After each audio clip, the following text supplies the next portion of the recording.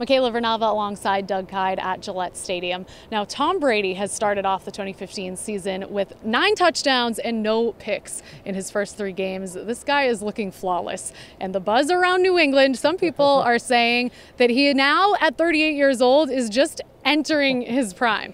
I think that might be a little bit of a stretch, but he does look incredible. Yeah, that is kind of absurd because most quarterbacks obviously are either retired or really slowing down at this point.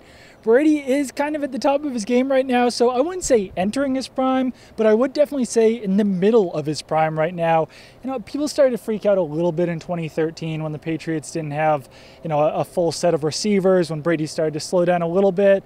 Beginning of last season, also first 4 games, he was a little bit slowed down.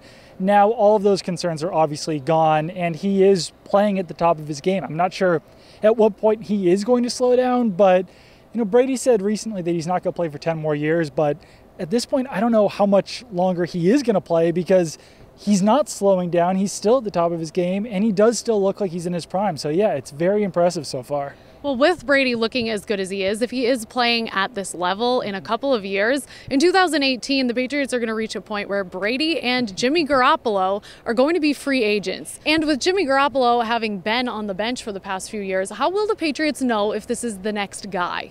I think a lot of that is during the summer, both in training camp and the preseason, but it's also just kind of every day in the meeting rooms and practices.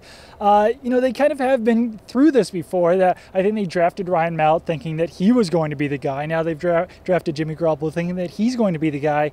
I certainly think that Garoppolo is closer to being the guy than Ryan Mallett, but they do still have a couple more years to decide if Garoppolo is going to be that guy.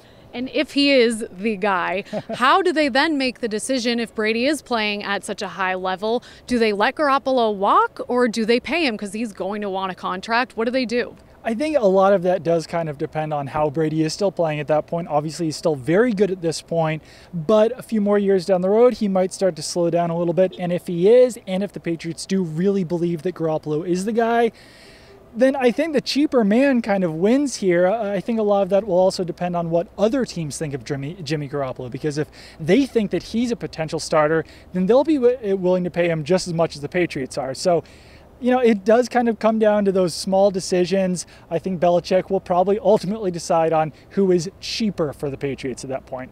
Well, decisions, but not really a bad problem to have. I think a lot of NFL franchises wish they were in this position. Absolutely. Thank you, Doug.